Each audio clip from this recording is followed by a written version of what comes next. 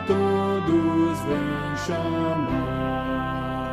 Não abandono a Bíblia, pois é a voz de Deus, dos crentes o tesouro, seu guia para os céus. Não abandono a Bíblia, o livro que me diz que salvo estou em Cristo, o que me faz feliz. E tenho, pois, certeza de lá no céu entrar, pois Ele com seu sangue me quis purificar. Não abandono a Bíblia, pois é a voz de Deus, dos crentes o tesouro, seu guia para os céus.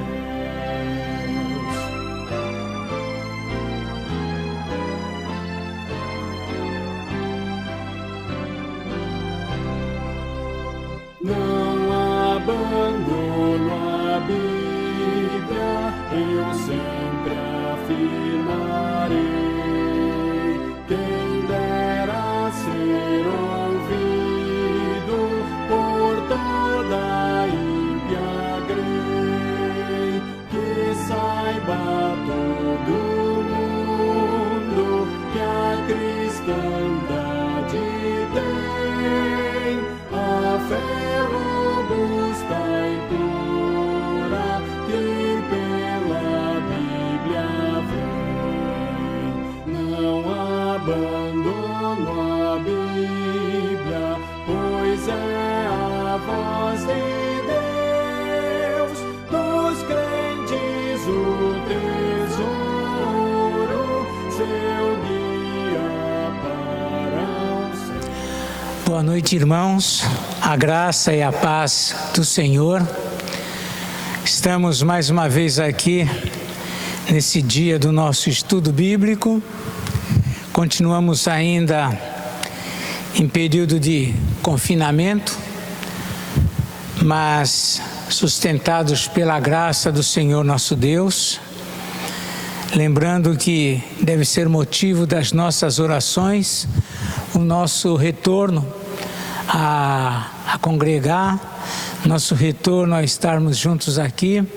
Isso deve ser algo de nossas orações, motivo diário das nossas orações.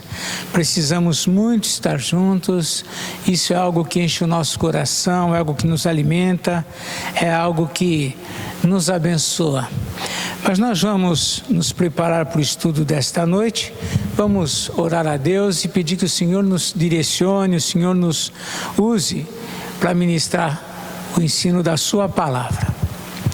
Senhor nosso Deus, nos ajuda, capacita-nos, Pai, a fazermos a Tua vontade, a falarmos aquilo que o Senhor mesmo nos ensina, que sejamos, ó Deus, fiéis ao Teu ensino, à Tua Palavra, e que ela alimente o nosso coração, ela nos traga conhecimento.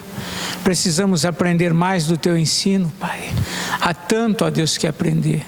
Ajuda-nos, ministra a cada um de nós através da ação do Teu Espírito Santo. Cuida dos nossos corações. É o que nós te pedimos em nome do Senhor Jesus. Amém. Nós vamos iniciar esse momento fazendo leitura aqui no livro de Ezequiel, capítulo 36. Vou ler apenas um texto que tem a ver, apenas um versículo, que tem a ver com o assunto que nós vamos tratar hoje. Nós vamos tratar acerca da doutrina do batismo, quanto à sua forma. E não pretendemos falar acerca de tudo que envolve essa doutrina é muito amplo, o lugar dela é dentro do cristianismo, o desenvolvimento dela, como ela se aplicava essa doutrina em ligação à antiga circuncisão. Nós não vamos entrar nesse tipo de ideia. Nosso foco será tão somente falar acerca do modo da aplicação do batismo, tendo em vista que há tanta diferença, há uma restrição até de muitas igrejas imersionistas, há restrição quanto ao recebimento de membros que foram batizados por aspersão, e nos dias de hoje muitos irmãos têm sido recebido, que vem de igrejas imersionistas, a grande maioria, comunidades, igrejas pentecostais, os nossos irmãos batistas e tantos outros defendem o batismo pela imersão como sendo a única forma, a forma exclusiva, a forma correta de ser batizado aquele que crê em Jesus. Mas a nossa igreja não usa essa forma de batismo. Então nós vamos hoje falar sobre o modo, a aplicação, a forma do batismo, como aplicá-la. Mas nós vamos ler apenas um texto aqui em Ezequiel capítulo 36, verso 25. Ezequiel 36, 25, aqui o Senhor está falando uma palavra de consolo aos israelitas que estavam escravizados ainda em Babilônia, mas nessa palavra de conforto o Senhor anuncia a obra que Ele vai fazer na vida do seu povo. E uma das coisas que Ele trata aqui é acerca do futuro batismo, como seria. Embora aqui o texto não se aplica exclusivamente ao assunto do batismo, mas o Senhor diz aqui quanto à restauração de Israel, entre tantas coisas que o Senhor diz, que não é por amor, não é por causa do povo, mas é por amor a si próprio que o Senhor está operando essa restauração.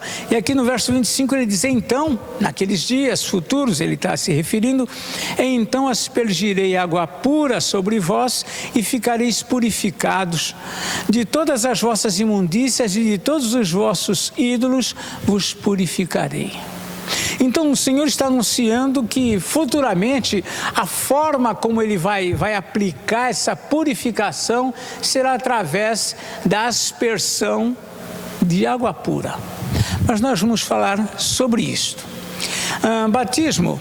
Lembrando que nós vamos tratar exclusivamente o modo da aplicação, não vamos nos desviar para tantos outros temas, tantas outras ideias que circundam a doutrina do batismo.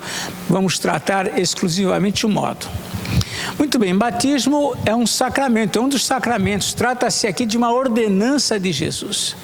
Todos aqueles que viessem a crer em Jesus deveriam se submeter, todos estes, ao batismo.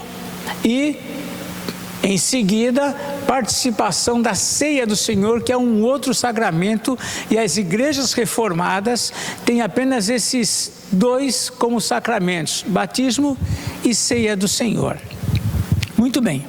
O batismo era um sinal visível diante da igreja que a obra do Espírito Santo havia se realizado sobre a vida do batizando. Quando alguém se dispunha a se apresentar ao batismo em uma comunidade, em uma igreja, isso, para aqueles que estavam nessa igreja, para os membros dessa igreja, tinha o sentido de que essa pessoa havia vivido a mesma experiência da conversão, do novo nascimento que elas. O batismo era uma cerimônia decorrente da fé, um sinal realizado diante dos homens, demonstrando que a pessoa recebera a graça da salvação e passava a unir-se, portanto, ao corpo de Cristo.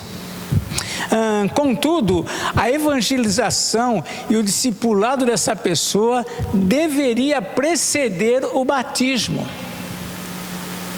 Deveria preceder. Antes dos batismos devia haver uma palavra, devia haver uma conscientização do Evangelho, sempre caminhava dessa forma.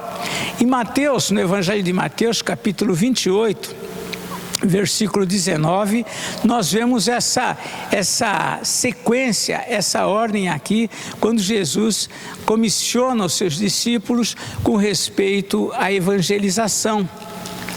Aqui em Mateus capítulo 26, Mateus 28, melhor dizendo, versículo 20, ele diz assim, aliás, o 19 e o 20, ide, portanto, fazei discípulos de todas as nações, batizando-os em nome do Pai e do Filho. Ou seja, fazer discípulos, tornar-se um discípulo e então receber o batismo. Crer e então receber o batismo. Essa cerimônia do batismo surgiu com João Batista e prosseguiu durante os dias de Jesus, o período apostólico e até os nossos dias. No decorrer da história, o batismo, essa forma com respeito ao batismo, mesmo a doutrina do batismo, esse sacramento, recebeu algumas distorções, ele foi distorcido em algumas situações. Alguns, por exemplo, defendiam que o batismo salvava. Alguém que passasse pelo batismo era alguém salvo.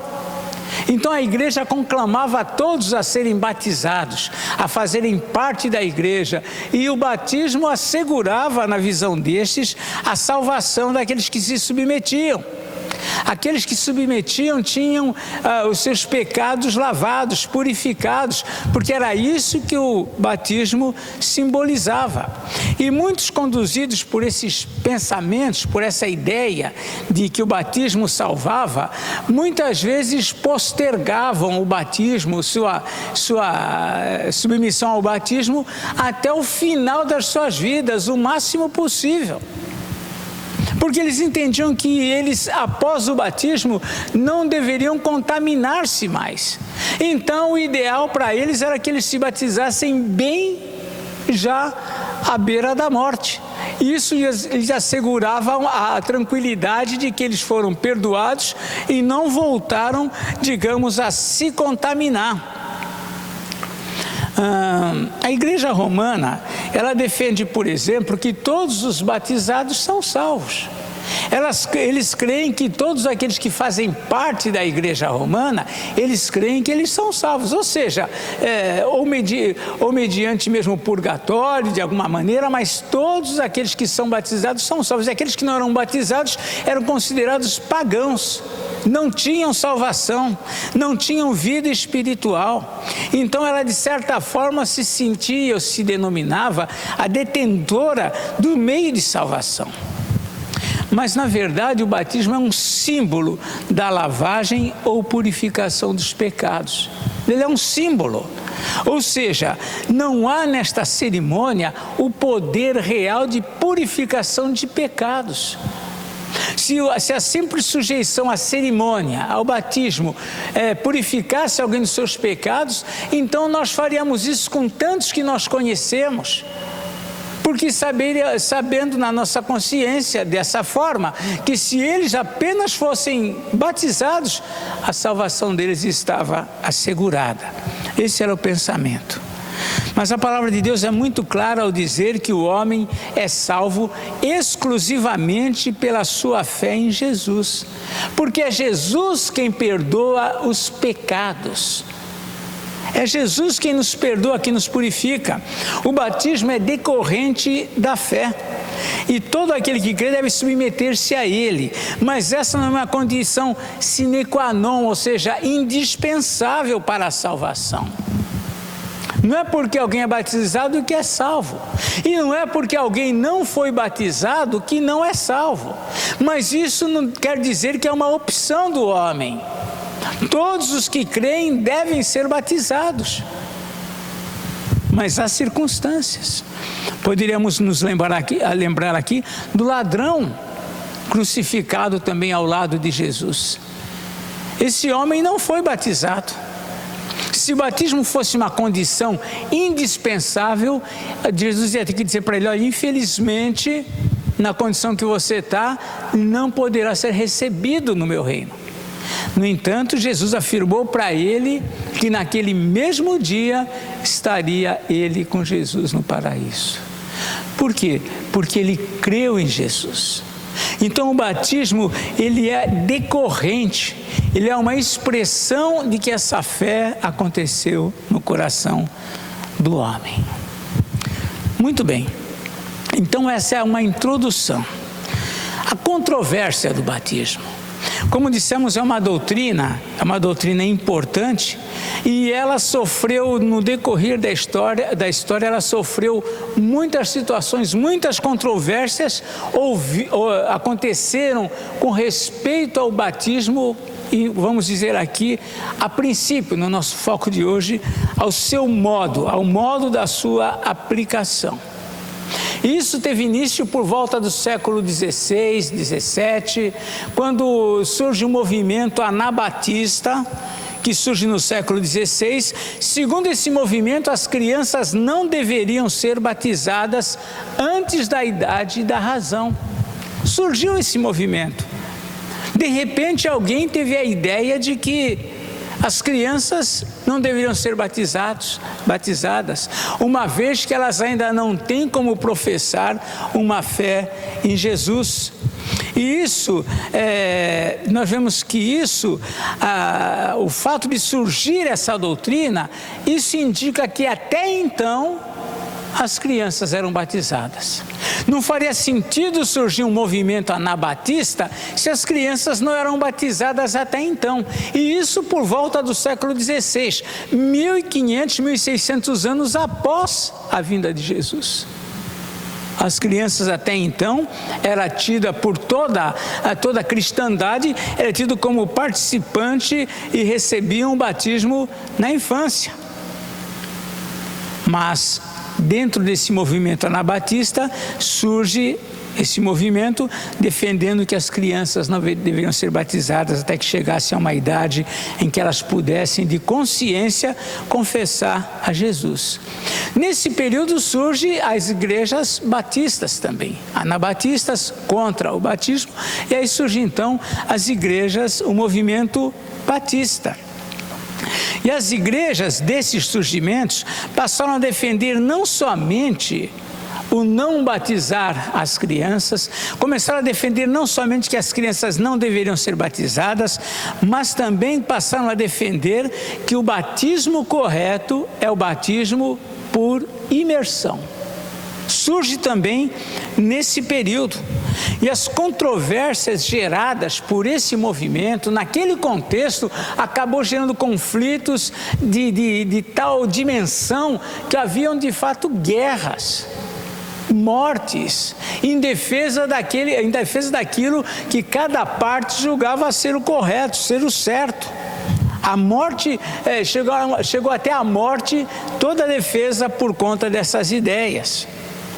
Os tempos de violência passaram, mas os princípios que envolveram essas diferenças permaneceram. E nos dias atuais nós não vemos nem ouvimos tantas questões sobre essa diferença quanto ao modo de batismo. Mas até algumas décadas atrás, até o século passado, que não faz tanto tempo, né? Terminou há 20 anos atrás, mas até décadas atrás, essa era uma controvérsia, esse era um assunto que trazia muita discussão no meio cristão. Até algumas décadas isso gerava discussão, gerava conflito, troca de opiniões, às vezes duras e severas sobre isso.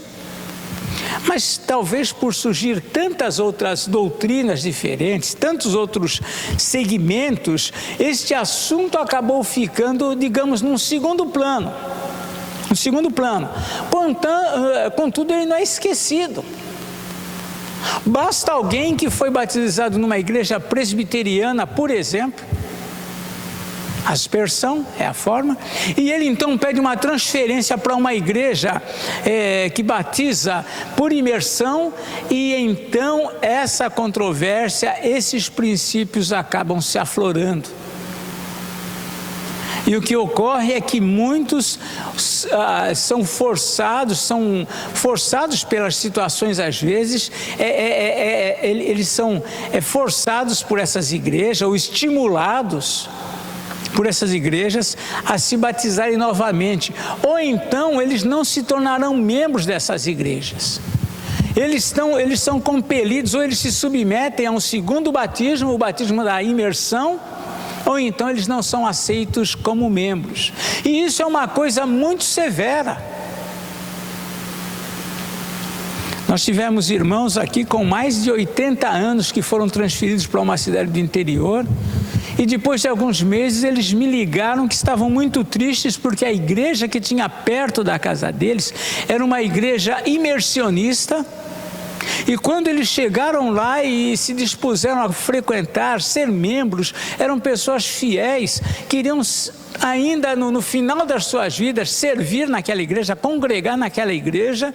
Aquela igreja, a liderança ali exigiu que eles, para se tornarem membros, precisavam passar pelo batismo conforme aquela igreja. E isso nos deixa profundamente tristes, porque dá a impressão de que nós somos errados, que não somos salvos, que a fé em Jesus é delegada a um segundo plano, como se é mais importante a forma do batismo do que a fé em Jesus. Então nós precisamos ter uma posição nossa bíblica. Não a posição da denominação, uma posição de igreja reformada, mas uma posição à luz das Escrituras acerca do assunto. Alguns podem levantar, mas espera aí, pastor, as outras igrejas também defendem o ponto de vista delas mediante a Bíblia. E nós também defendemos. O que nos resta é conhecer os pontos de vista das outras igrejas e conhecer os pontos de vista da nossa igreja, da igreja onde nós frequentamos. Não é possível nós frequentarmos uma igreja e não sabermos a razão da nossa fé, não entendermos por que nós aceitamos o batismo por aspersão. Não tem sentido alguém que foi batizado de outra forma, ou está numa denominação imersionista, questionar alguém que foi batizado por aspersão, e a pessoa que foi batizada por aspersão ficar sem resposta diante da situação. Nós precisamos ter respostas. A nossa igreja não batiza por aspersão porque acha mais bonitinho, porque acha mais conveniente, ou porque é mais fácil, é mais cômodo. Não é essa a razão. Nós defendemos a Bíblia, a prática bíblica em todas as situações, e quanto ao batismo não pode ser diferente. Precisamos ter respostas bíblicas para isso que nós estamos dizendo. Precisamos saber que é por conta da Bíblia, porque nós interpretamos a Bíblia dessa forma, e que com a consciência tranquila nós defendemos a questão do batismo por aspersão.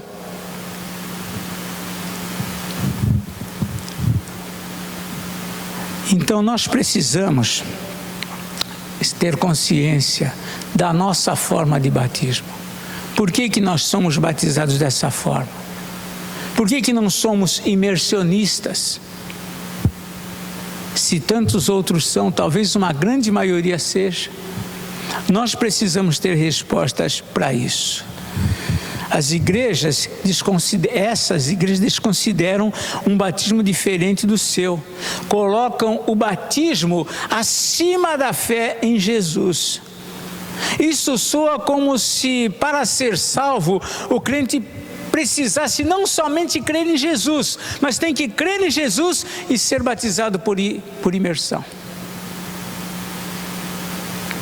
Mas como diria Isaías, à lei e ao testemunho. As Escrituras é o nosso fundamento. Então nós precisamos entender, como cristãos, como presbiterianos, no caso que somos igreja presbiteriana, precisamos entender a razão da nossa fé. Aí vem a pergunta, então quem está certo nessa história? Quem é que está com a razão nessa história? E antes de nós continuarmos, vale a pena a gente estabelecer aqui alguns fundamentos que são muito importantes para a gente entender. Primeiro, a igreja presbiteriana tem como válidas ambas as formas de batismo. A igreja presbiteriana não invalida o batismo por imersão que outras igrejas realizam sobre os seus membros. Quando nós recebemos membros vindo dessas igrejas, nós os recebemos como irmãos em Cristo, independente da forma que eles foram batizados. A IPB, outro ponto que é importante, a IPB tem o batismo como um símbolo. Portanto, a quantidade de água utilizada na referida cerimônia não é o mais relevante no contexto. Não é mais água ou menos água. Não é mais puro ou menos puro porque tem mais água ou menos água. Uma vez que o batismo, nós entendemos que é um símbolo. Terceiro ponto, o fato de ser um símbolo não diminui o valor do sacramento, visto que é uma ordenança de Jesus, a qual deve se submeter todo aquele que crê, todo aquele que nasceu de novo. Então, estabelecido isto. Muito bem. Quanto à forma do batismo, sabe-se que ao longo da história, a igreja cristã registra pelo menos 3 formas que foram aplicados o batismo na vida dos cristãos: aspersão, efusão e imersão. Três formas foram aplicadas. Na aspersão, a água é aspergida ou borrifada sobre a cabeça do batizando. Na efusão, é derramado com um vaso, com uma concha, com alguma coisa, é derramada a água sobre a cabeça de quem está sendo batizado. E na imersão, o batizando é mergulhado, é submerso na água. Essas 3 formas. A Igreja Presbiteriana do Brasil considera os 3 modos, como já dissemos, igualmente válidos. Entretanto, à luz das Escrituras, a Igreja Presbiteriana do Brasil entende ser a aspersão a forma bíblica para o batismo. Muito bem. Quanto aos que defendem a imersão como a forma correta da aplicação deste sacramento, os seus argumentos principais são os seguintes. Primeiro, o significado da palavra baptismos. Segundo eles, o significado dessa palavra é imergir. E segundo esse entendimento, sendo coerente com esse entendimento, se alguém não foi submerso, na visão deles, este não foi batizado. Se alguém não foi submerso, o seu batismo então não tem validade. E nessa ideia, eles não aceitam como membros da igreja, da comunhão, alguém que não tenha sido batizado por imersão. É importante frisar que não somente como membro, mas algumas igrejas, isso pode até haver exceções entre pastores dessas denominações emissionistas, mas a maioria não recebe e a maioria também não convida à comunhão, ou seja, a participação da ceia do Senhor àqueles que não foram batizados conforme a igreja. Segundo ponto, sendo o seu pensamento que imersão é o modo correto do batismo, eles defendem que essa forma é aplicada desde os dias de João Batista. Então eles creem que o batismo por imersão, que eles defendem, creem que é assim, eles creem que essa é a forma que vem sendo aplicada desde os dias de João Batista.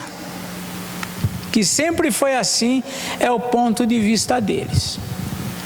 Dando seguimento, um dos textos que geralmente é muito utilizado para defender essa ideia deles, além da palavra baptismos, que eles defendem como significar exclusivamente imergir, essa ideia que eles têm também de que o batismo desde João Batista é por imersão, eles tomam alguns textos que eles tentam defender como textos práticos que ilustram essa forma nos dias de Jesus, né?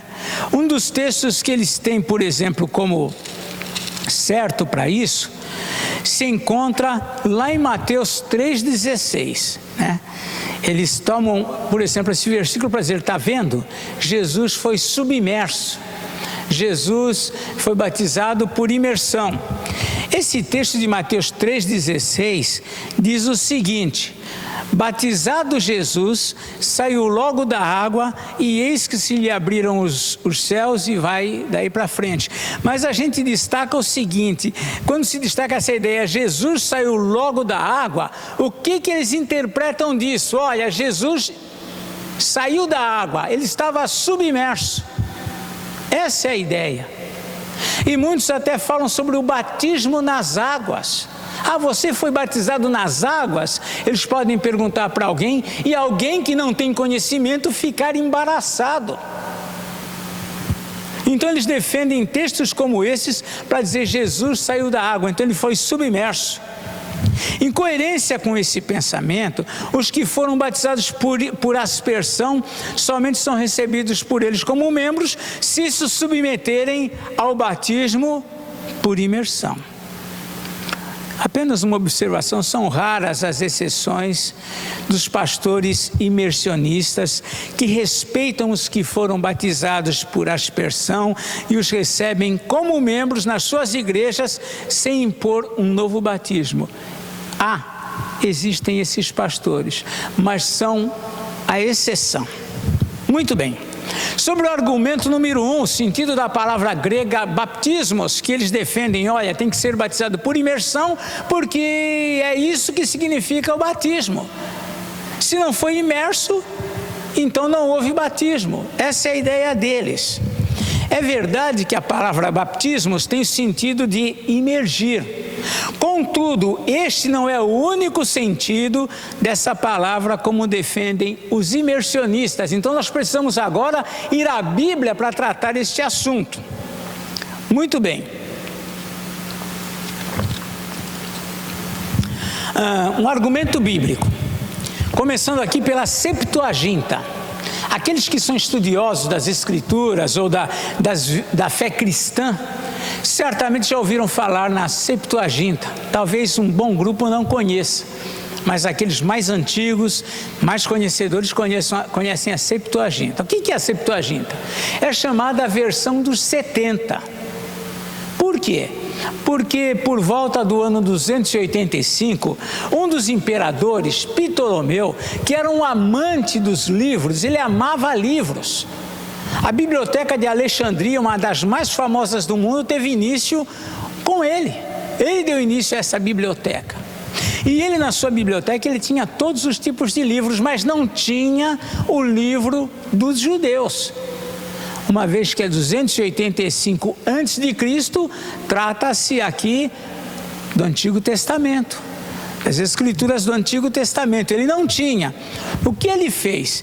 Ele então contratou um número de sacerdotes. Alguns discutem que era 67, outros falam que era 71. Enfim, a versão ficou conhecida como a versão dos 70. Arredondaram, aí ficou versão dos 70. O que era a versão dos 70? Por que ele contratou esses sacerdotes? Esses sacerdotes pegaram as Escrituras do Antigo Testamento e traduziram para a língua grega. Por quê? Porque o império, uma das coisas que o império trazia era a aplicação da língua grega. Esse foi um período posterior a Alexandre o Grande, que estava conquistando nações e impondo a cultura grega em todas elas. Tanto é que o Novo Testamento é grego porque os discípulos falavam grego, então a cultura grega permeava. Ele quis então ter um livro dos judeus na língua grega. E estes sacerdotes então traduziram do hebraico para o grego. Que bom que eles fizeram isso. Porque com isso nós também temos como estudar alguns aspectos que nós precisamos. Com respeito ao batismo, por exemplo, o que acontece? Eles traduziram então algumas situações, eles usaram a palavra batismos, ou baptismos no grego. Uma dessas situações ocorre lá em Gênesis 37, versículo de número 31. Gênesis 37, verso 31. Lembrando aqui a situação de José. José, então, havia sido vendido para os ismaelitas e agora os irmãos tinham que arrumar um argumento para explicar, para justificar isso para Jacó, seu pai. Qual foi o argumento deles? José foi morto e comido por uma fera. O que eles fizeram então? Está aqui, Gênesis 37 e 31. Diz aqui, então tomaram a túnica de José, mataram um bode e a molharam no sangue. Vamos descrever essa cena. Eles estão no deserto. Não estavam ali carregando vasilhas, uma bacia, um balde. Não, estão no deserto. E ali eles matam um bode. E José foi vendido, mas eles ficaram com a túnica talar que Jacó havia feito para José. O que eles fizeram? Pegaram o sangue desse bode e diz aqui que molharam a túnica de José, molharam no sangue do bode. Não tem como a gente imaginar diferente do que eles pegarem, rasgarem a túnica de José, marcarem com sangue, esborrifarem sangue, espalhar ali, esfregar com a mão ali, alguma coisa assim. Podemos imaginar uma cena dessa, mas como imaginar? Porque eles traduziram, os sacerdotes traduziram aqui, molharam no sangue, como batizaram a túnica de José nesse sangue.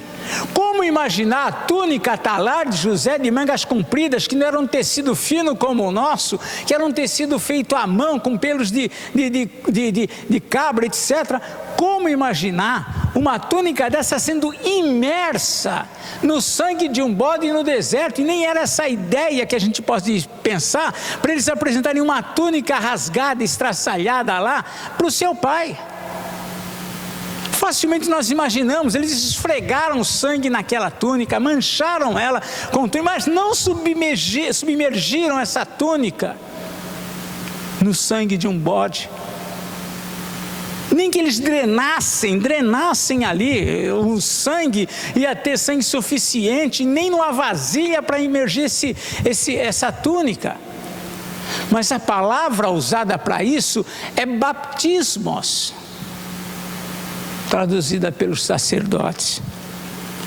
Existem peças gregas em que alguém manchou a manga da blusa de um autor, e aquela mancha, a palavra grega usada, baptismos, batizou aquela manga. Isso não significa que imergiu essa manga. Mas há outros textos também que eles traduziram, como por exemplo aqui Daniel, também muito interessante. Daniel capítulo 4. Daniel capítulo 4 é a cena de Nabucodonosor, quando ele ficou fora de viveu como um bicho, foi morar entre os animais do bosque, né?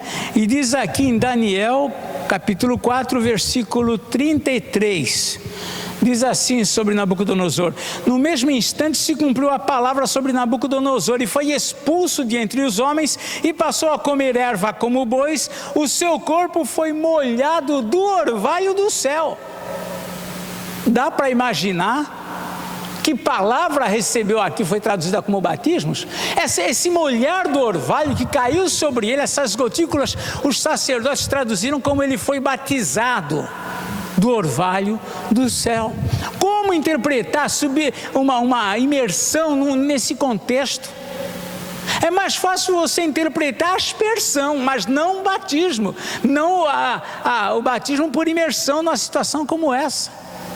No entanto, a palavra que eles traduziram aqui, que ele foi molhado do orvalho do céu, é a palavra baptismos.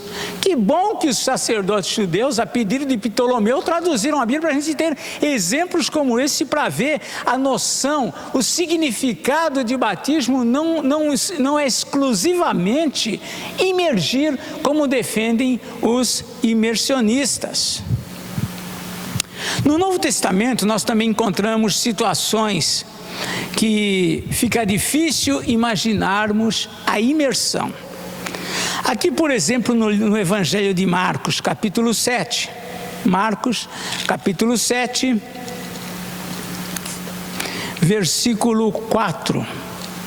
Marcos 7, versículo 4.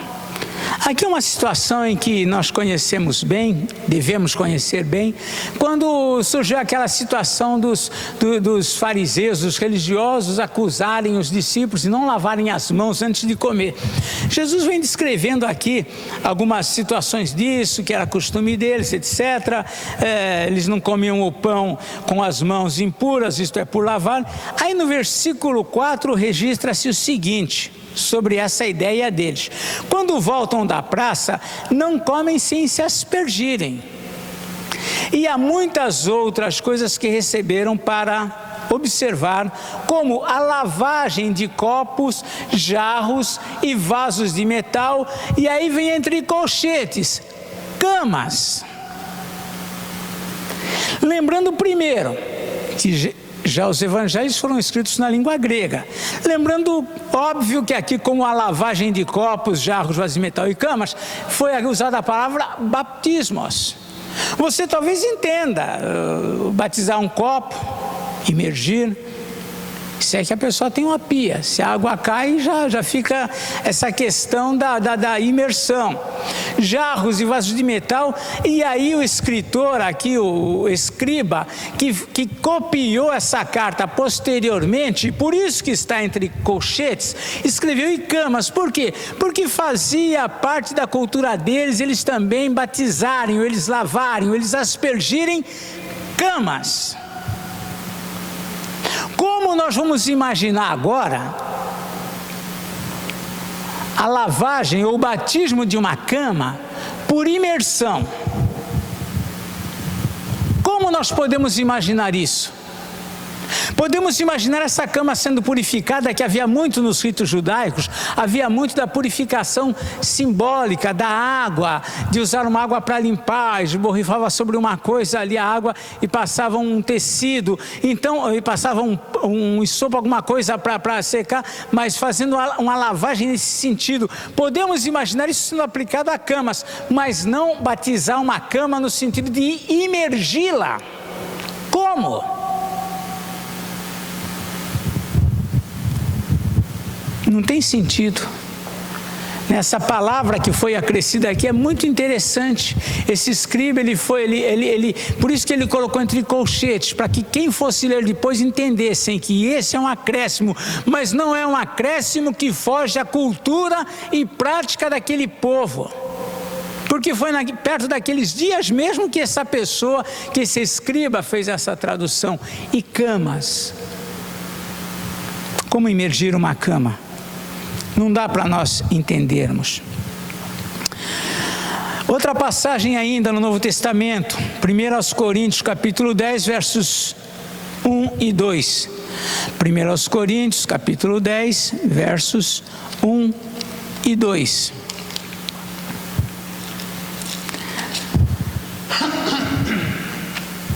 Diz o seguinte aqui. Paulo está escrevendo a carta a essa igreja, vem tratando sobre muitas coisas, e dentre isso que ele está tratando, ele agora vai usar a história de Israel como exemplo, e fala algumas coisas interessantes. 1 Coríntios 10, 1 e 2, ora irmãos, não quero que ignoreis que os nossos pais estiveram todos sob a nuvem, e todos passaram pelo mar, tendo sido todos batizados, assim na nuvem como no mar com respeito a Moisés. Paulo está dizendo aqui que eles foram batizados na nuvem e no mar. Quando nós lemos a história, nós sabemos exatamente o que aconteceu. O povo de Israel passou entre o mar. O povo de Israel não foi submerso no mar, mas passou entre as águas. As águas pararam, se separaram de um lado e de outro. Se essas ondas que ficavam ali se movimentando, esborrifavam água sobre eles, não entendemos se é essa a ideia, mas o fato é que eles não foram submersos. Se tem alguém que foi batizado no sentido dos imersionistas, que foi batizado no mar, esses foram os egípcios, todo o exército, que foram submersos no mar, mas os judeus não foram submersos, mas foram batizados, porque o sentido da palavra batismo não é, como defende-se até então, exclusivamente submersão.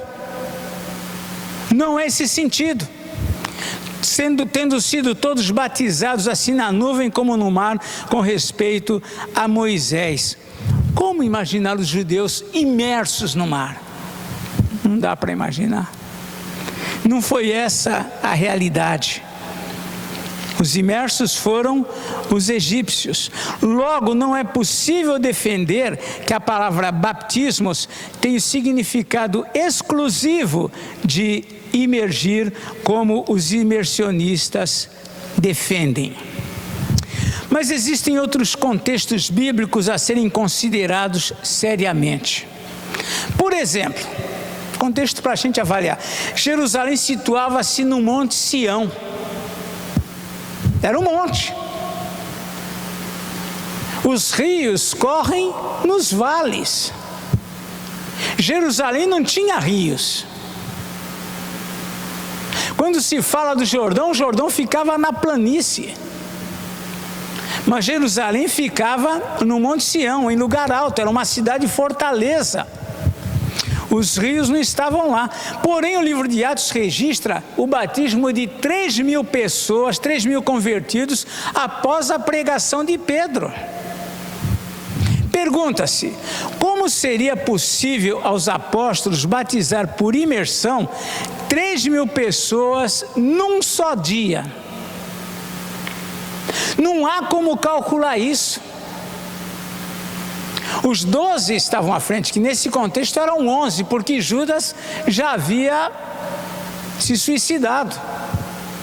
Como explicar? Não tem como explicar o batismo de 3.000 pessoas por imersão. Deveria ter sido num tanque ou alguma coisa parecida, que deveria ter ali, ou poderia ter ali, para batizar essas 3.000 pessoas. Como batizá-las por imersão? Não há saúde, não há tempo, não há vigor, não há condições. Se alguém já assistiu batismo por imersão, sabe como que é o cerimonial. Alguém vai até lá e ora a Deus e desce a pessoa, submerge ela totalmente, traz de volta.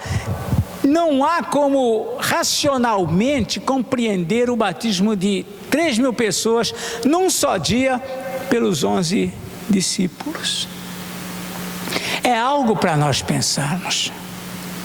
É interessante também ainda observar outros textos. Por exemplo, o carcereiro de Filipos. Está lá no livro de Atos, capítulo 16, versículo 25, começa a história. Começa lá dizendo que era por volta de meia-noite, quando Paulo e Silas estavam cantando, orando e cantando na prisão. Aí então vem um terremoto, é um fato. Surge então aquela situação das sentinelas e do próprio carcereiro. Aqui fala do carcereiro, diante daquela situação, os prisioneiros podendo fugir, ia se suicidar. Paulo conversa com ele, o aconselha a não se suicidar. Eles pegam todos os prisioneiros, Paulo e Silas, levam para a casa do carcereiro. E isso, quanto tempo já se passou em toda essa situação? E aí diz o seguinte aqui, no versículo 33, naquela mesma hora da noite, nesse momento aqui, então, cuidando deles, lavou-lhes os vergões dos açoites, a seguir foi ele batizado e todos os seus. Será que esse homem tinha um tanque, uma piscina na casa dele? E a essa hora da noite, não sabemos aqui a situação, será que foram todos, olha, temos que ir para a piscina ou para o tanque para sermos submersos? Será que foi essa a situação? É algo para nós pensarmos. Em Atos ainda, no capítulo 9, nós vemos aqui o batismo de Paulo. Outra situação interessante, muito curiosa essa. Atos capítulo 9, o batismo de Paulo. Paulo aqui sendo batizado aqui no verso 18 por Ananias, aquele homem que vai até lá e vai ter com Paulo ora para que Paulo recupere a vista, fique cheio do Espírito Santo. Paulo aqui não falou em línguas, Paulo aqui não teve nenhuma expressão diferente, não é o momento agora, mas simplesmente diz aqui, imediatamente lhe caíram dos olhos como que umas escamas, está no verso 18, e tornou a ver. A seguir, levantou-se e foi batizado. A dinâmica que Lucas registra, essa cena, não tem como nós pensarmos que Paulo levantou-se e foi para algum outro lugar, não. A cena é muito dinâmica, o relato é muito direto. Paulo levantou-se e foi batizado. É curioso que Paulo vai falar sobre isso que aconteceu com ele, mais à frente, lá no capítulo 22 do livro de Atos. Ele vai dar testemunho do que aconteceu na vida dele, e no capítulo 22, versículo 16, ele vai relatar esse fato. Vejam como ele relata também dessa forma indutiva, nos induz a imaginar exatamente a forma direta com que aconteceu.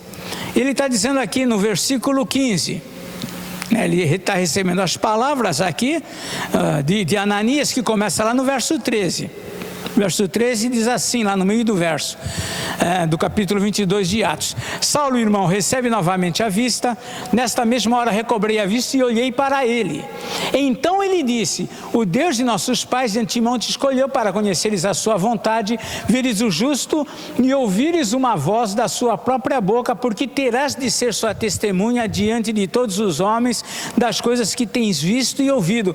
Paulo estava ali naquele quarto, ouvindo essas palavras, tendo agora recuperado a vista, e aí Ananias diz para ele lá: e agora por que te demoras? Levanta-te, recebe o batismo e lava os teus pecados, invocando o nome dele. Se nós fôssemos aqui fazer um teatro e expressar essa cena, como que nós iríamos fazer? Não tem como você pegar essa cena, tirar ali Saulo dali, levar para algum lugar onde tenha alguma água suficiente para submergi-lo. Não, o texto também Paulo relata de uma forma direta. E agora, por que te demoras? Levanta-te, é tudo muito dinâmico. Por que te demoras? Levanta-te, recebe o batismo e lava os teus pés. Dá a impressão que Paulo levantou da cama dele, ficou em pé, foi batizado e seguiu a vida. O texto não sugere isto. Pensar diferente seria eu usar de imaginação que vai além do que o texto está me passando. Poderíamos ainda voltar aqui, lá ao texto em que Filipe está lá correndo e ele se encontra com o eunuco da rainha de Candace. Isto aqui, está aqui no capítulo 8 de Atos, versículo 38. Capítulo 8 de Atos, versículo 38. Vemos que ele se encontrou com o eunuco está lendo a Bíblia, não entende o que está lendo. Filipe esclarece, fala sobre Jesus, fala sobre que aquele que crê deve ser batizado, e aí então eles vão caminhando. Diz aqui o verso 36, seguindo eles caminho fora, chegou a um certo lugar onde havia água. Quanto de água? Não sabemos, não há preocupação disso. Ali havia água, ali era água, e se tinha água, era possível realizar esse batismo. Essa é a ideia. Eis aqui água, que impede que seja o batizado. Filipe respondeu, está aqui entre colchetes, Filipe respondeu: é lícito, se crês de todo o coração. E respondendo ele disse: creio que Jesus Cristo é o Filho de Deus. Então mandou parar o carro. Ambos desceram a água e Filipe batizou o eunuco. E diz o 39, quando saíram da água, o Espírito do Senhor os arrebatou. Se nós formos voltar lá atrás, onde nós falamos que só porque Jesus saiu da água, significa que ele foi submerso, que ele foi imerso na água do Jordão, então nós vamos entender que Filipe mergulhou junto com o eunuco. Porque primeiro diz aqui no versículo 38, ambos desceram a água, eles foram juntos. E aqui no versículo 39 diz, quando saíram da água. Então Filipe também saiu da água, e ele foi imerso junto. Então não podemos entender que porque saiu da água, foi imerso. Alguém pode ir até a praia, ali uma criança ficar com a água pelo joelho, e a mãe gritar: filho, sai da água. Natural. E não significa que foi imerso. Então essas ideias, essas interpretações para forçar a ideia que já vem lá do século XVI, que o batismo correto é por imersão, isso é forçar um texto. É interessante que os quadros mais antigos acerca do batismo de Jesus, nós vemos Jesus sendo batizado por efusão, ou é João Batista com ele pela água pelo joelho, derramando com um vaso, com uma concha, água sobre ele. Geralmente essa é a ideia. Agora, a maioria dos filmes foram criados, foram escritos por pessoas que vêm do pensamento imersionista. Então mostram Jesus saindo da água e aquela emoção. Não é questão de emoção, de sentimento, a questão é o que tem no coração.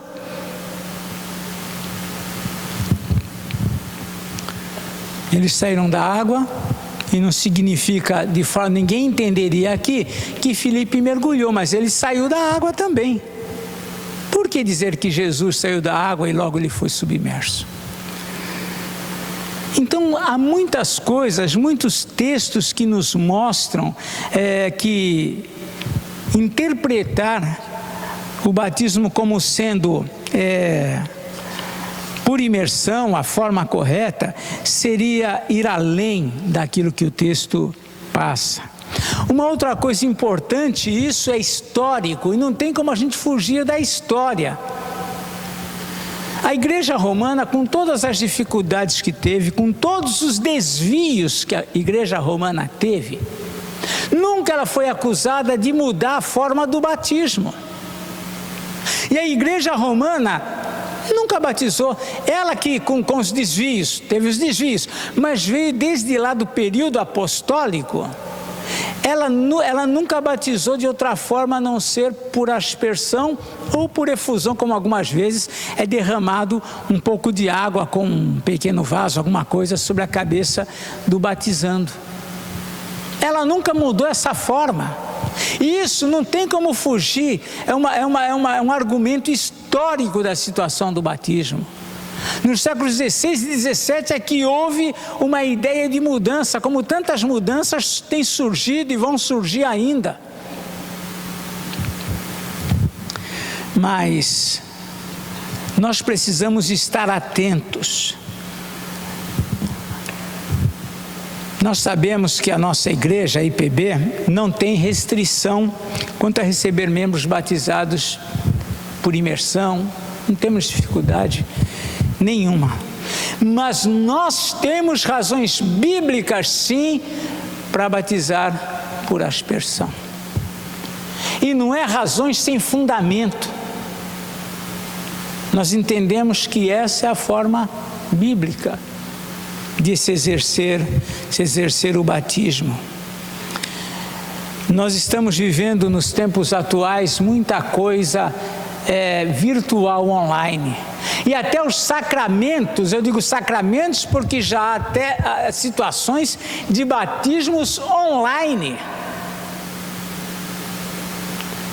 É natural, porque se a ceia online, por que não batismo online? Se apenas o fato de um pastor estar do lado de cá falando algumas palavras já é algo espiritual suficiente, ou já é para que alguém possa participar de uma comunhão com a igreja lá na sua casa, isolado?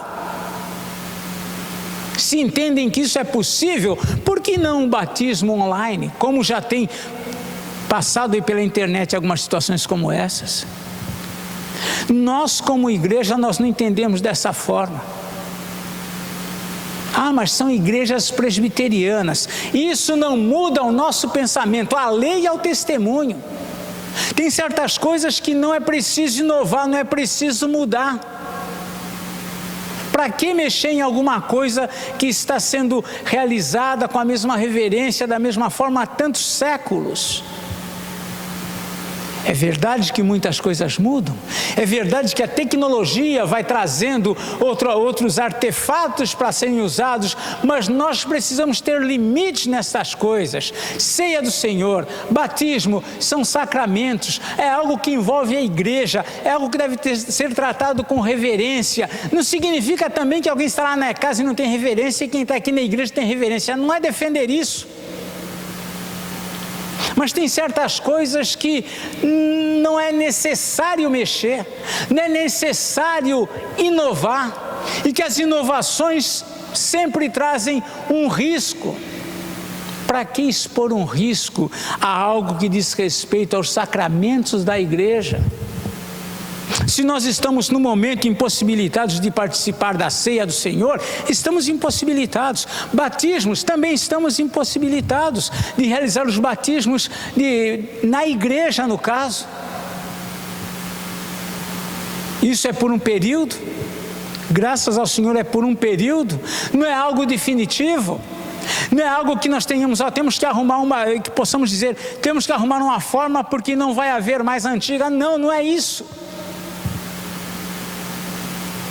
Se entendemos que o que estamos vivendo, essa pandemia, tudo isso entendemos, é uma disciplina do Senhor ao mundo. Então tem certas coisas que nós precisamos considerar. Uma coisa interessante, isso é apenas para pensar, conjecturas. Quando nós temos alguém sob disciplina, essa pessoa ela é afastada da comunhão. Conjecturas. De repente o Senhor está nos colocando, olha, vocês estão nessa condição, essa disciplina da pandemia, do coronavírus, nos coloca numa condição de nós não podermos estarmos juntos para compartilharmos da ceia do Senhor. Deve ser motivo de oração, deve ser motivo da igreja jejuar. Lembra que nós fomos de jejum lá atrás? Por que só lá atrás? Ninguém mais fala? O jejum era só naquele dia? É algo que deve acontecer na vida da gente. Devemos clamar ao Senhor para que Ele, na sua misericórdia, nos permita nos reunir e podermos sim compartilhar como igreja, como corpo de Cristo, unidos, porque nós somos corpo de Cristo mesmo na nossa casa, mas unidos em comunhão, compartilharmos a ceia do Senhor. É assim que ela foi estabelecida no começo. Jesus juntamente com os seus que estavam ali. Era assim que a igreja lá no começo participava desses momentos. Então nós precisamos considerar sim. Nós temos posição, mas alguém fez e é muito bonito. Pode fazer. Tem muitas coisas que outras igrejas presbiterianas, que outras denominações fazem e pode parecer muito bonito. Mas nós temos a nossa consciência e nós temos os nossos princípios. E nós procuramos conduzir a igreja dentro dos princípios que nós entendemos bíblicos.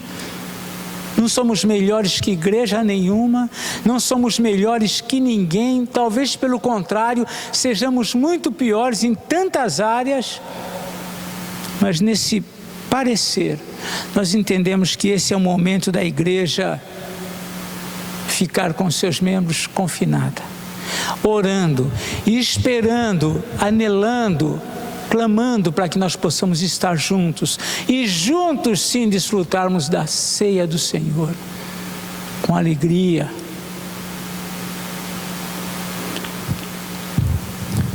Então, dentro desses tempos de virtuais, de online, até de batismos temos que considerar sobre isso. Batismo e ceia são sacramentos, devem receber uma atenção especial e reverente por parte da igreja. Entendemos que virtualmente não é adequado, não é conveniente e fere até os nossos princípios de liturgia. Mas eu queria encerrar lendo aqui um texto sobre batismo, que eu encontrei aqui num livro. O livro se chama Batismologia e Pedobatismo. É interessante que é um livro que eu tenho aqui uma cópia, temos uma cópia dos livros que nós às vezes ganhamos, compramos em sebo, de 1946. Mas quando eu li o prefácio dele, a dedicação aqui dele no prefácio, está aqui uma dedicação por conta daquele que escreveu, como sendo Alto de Jequitibá, 1910. Então esse livro, em 1946, estava na 4ª edição. Provavelmente a primeira edição foi essa, onde está a dedicação por volta do ano de 1910. Nesse ano, a defesa ou ataque com respeito ao batismo era muito comum naqueles dias. O livro que nós temos é de um pastor que escreveu o livro, e ele traz algumas informações históricas importantes para a gente considerar. Então, na sua defesa acerca do batismo por aspersão, ele escreve o seguinte aqui. Prestem atenção, uma leitura talvez um pouquinho, vai levar alguns minutinhos, mas vale a pena você prestar atenção. Ele diz aqui, um argumento frequentemente citado pelos batistas em prol da imersão é que alguns ministros de igrejas que praticam a aspersão declaram que o batismo era aplicado por imersão nos primeiros tempos do cristianismo. Isso porque até alguns pastores que batizavam por aspersão também achavam que por imersão vinha desde os dias de João Batista, como nós dissemos. Então ele passa aqui a relatar algumas coisas, né? Respondemos, ministros batistas que criam ser a imersão o único modo do batismo e tão ilustres que eram professores de seminários batistas e foram comissionados pela Igreja Batista para escreverem tratados sobre a imersão. Também declararam que depois de investigação e estudo minucioso, chegaram a conclusão opostas.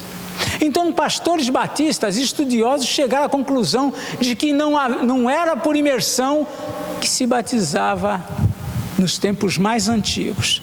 E ele menciona aqui o seguinte, um deles é o ilustrado e competente Dr. W.H. Whitsett, que em 1895 foi eleito presidente do Seminário Teológico Batista do Sul, lá nos Estados Unidos. E em seu artigo publicado na Johnson's New Universal Encyclopedia, diz ele do batismo de Roger Williams. Roger Williams foi batizado por volta dos anos de 1600. E ele coloca o seguinte, 2 pontos. A cerimônia foi feita muito provavelmente por aspersão. Os batistas na Inglaterra ainda não tinham adotado a imersão e não há probabilidade que o Williams estivesse na vanguarda a esse respeito. Como de costume, ele continua, esta afirmação não é do agrado dos seus companheiros batistas. Os batistas se desagradaram das informações do Dr. Whitsett, muitos dos quais eram em uma linha ininterrupta de crentes imergidos desde os dias de João Batista até hoje. É certo que o Dr. Whitsett não falou sem conhecimento de causa, ou seja, ele não concordava com essa ideia do batismo vir desde os dias de João Batista. E ele foi estudar sobre isso. Os seus críticos podem levantar uma grita contra ele, mas não podem disputar a sua capacidade e competência na matéria para formar um julgamento autorizado. Em um artigo recente, ele está em 1910, escrevendo o livro, por volta de 1910. Em um artigo recente publicado na New York Examiner, diz ele, durante o outono, diz o Dr. Whitsett, durante o outono de 1877, pouco depois de me ter sido confiada a cadeira de História Eclesiástica no Seminário Teológico Batista, preparando as minhas preleções sobre a história batista, descobri que antes do ano de 1641, o nosso povo batista na Inglaterra praticava a aspersão e a afusão da água no batismo. Em 1877 ele descobriu isso. Conservei-me calado até o ano de 1880, quando tive a felicidade de passar as férias de verão no Museu Britânico. Ali assegurei-me por numerosas pesquisas nos panfletos do Rei Jorge que a minha descoberta era genuína e estabelecida por muitas e irrefragáveis provas de documentos contemporâneos. Ele comprovou que não havia batismo por imersão antes dos anos de 1640. Isto era bastante, mas o Dr. Whitsitt ainda junta, abre aspas, os 3 mais eminentes conhecedores da história batista em nosso século, naqueles dias, século XIX, final, aceitam a minha descoberta. De fato, isto é agora do patrimônio universal entre os eruditos, um fato indisputável neste departamento de estudo, e eu me sinto bem recompensado pelas muitas censuras que sofri por fazer e sustentar esta descoberta. Lógico que o movimento batista se voltou contra ele porque nos seus estudos, nas suas descobertas, ele concluiu que não havia batismo por aspersão antes dos anos 1641, como ele menciona lá, do Roger Williams. Agora, se temos outro testemunho, diz aqui o autor, de outro ilustrado ministro batista, referimos-nos ao Dr. Fairfield. Este insigne batista é tão competente e gostava tanto da confiança da Igreja Batista que foi pela mesma igreja encarregado de escrever um livro sobre a imersão como único modo do batismo. Por 25 anos foi o Dr. Fairfield advogado da imersão. Mas no desempenho da comissão que a sua igreja lhe confiou, ele foi fazer estudo minucioso da questão do modo do batismo e, confundido, viu desmoronarem as suas antigas convicções. Hoje temos as suas cartas sobre o batismo, traduzidas em português, e em cujo tratado ele dá o seu testemunho em favor da aspersão como batismo. Então, irmãos, nós temos o nosso ponto de vista bíblico e temos o nosso ponto de vista histórico quanto ao modo do batismo, e entendemos que desde os dias mais antigos, desde os tempos apostólicos, a imersão não era uma forma de batismo. Mas isso surgiu após, primeiramente, o movimento anabatista, que se opôs ao batismo de crianças, antes da razão.